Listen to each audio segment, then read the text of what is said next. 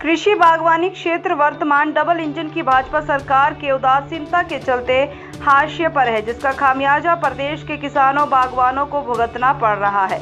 यह बात कांग्रेस नेता व जुब्बल नावर खाई के विधायक रोहित ठाकुर ने राजीव भवन में कही। रोहित ठाकुर ने कहा कि प्रधानमंत्री मोदी ने 2022 तक किसानों बागवानों की आय दोगुना करने की बात कही थी।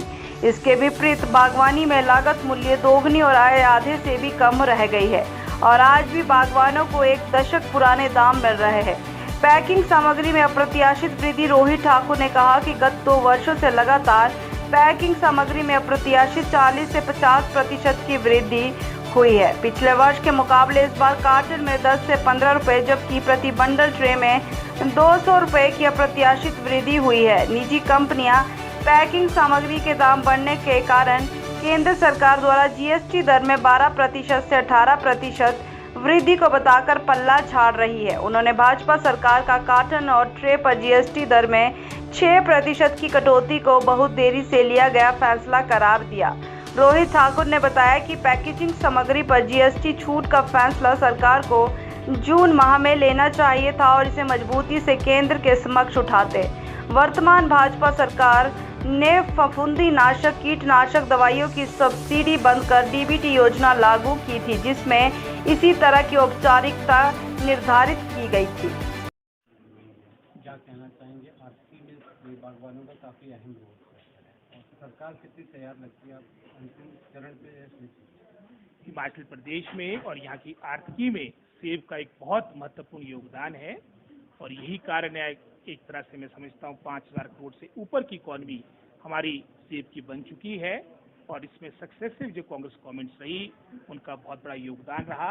और अगर आप वर्तमान सरकार की बात करेंगे, एक तरह से हमारे क्षेत्र को और विशेष रूप से इस उद्योग को वर्तमान सरकार ने लावारिस छोड़ा है। ये तो जो घोषणाएं हो रही है, सबको मालूम है कि 1.5-2 महीने के अंदर चुनाव होने जा रहे हैं। आपके सभी बागवान सड़कों पर उतर गए हैं। सरकार की नीतियों को देखते हुए, सरकार के उदासीन रवैये को देखते हुए इनकी मैं समझता हूँ पूर्ण रूप से इनका जो 5 वर्ष का जो समय अवधि है, अगर आप बागवानी के दृष्टिकोण से बात करें तो पूर्ण रूप से निराशाजनक है। मुख्यमंत्री भी कहते हैं कि भारत ही है और विशेषकर जैसे मैंने पहले भी अपने संबोधन में कहा, हमारा क्षेत्र आपका प्रमुख सेब बाहुल्य क्षेत्र है। जिला शिमला में 80% के आसपास एप्पल प्रोडक्शन होती है, तो कहीं पर भी मैं समझता हूँ बागवानों की सुध लेने तक भी सरकार ने कभी भी गंभीरता के साथ सोच नहीं बनाई और आज यही कारण है कि हमारे जो किसान बागवान है वो उग्र हो चुके हैं और 5 तारीख को यहाँ शिमला आने का दिन का आप भी शामिल होंगे। अध्यक्ष ने कहा है कि कांग्रेस ओपीएस का मुद्दा तो उठा रही है, लेकिन बागवानों के मुद्दों को संजीदगी से नहीं लेगी। नहीं, हम बिल्कुल संजीदगी से ले रहे हैं और ये जैसे हमारा जो किसान संयुक्त मंच है, ये दलगत मंच से ऊपर उठ के नॉन पॉलिटिकल मंच है और बिल्कुल हम किसानों और बागवानों के साथ किसानों का समर्थन निश्चित रूप से समर्थन। विरोध प्रदर्शन में भी शामिल हो गए? बिल्कुल शामिल होंगे। हम यही तो अपील कर रहे हैं कि इसमें शामिल इनकी पावर का तो समय के साथ ही लगेगा पता। अभी तो सिर्फ अखबारों में जो बातें आ रही है, मेरे को तो इस पर भी शंका है कि जो ये बातें बोल रही है कल को इम्प्लीमेंट होना हो। उदाहरण के तौर पे जैसे कि फफूंदनाशक कीटनाशक की अनुदान की योजना जो पिछले मैं समझता हूँ 2-2.5 वर्षों से हम इस बात को कह रहे थे कि इसको रिस्टोर करो, इन्होंने हमारी एक ना सुनी। विधानसभा के अंदर भी बाहर भी बारंबार आपके माध्यम से मुद्दा उठाया गया।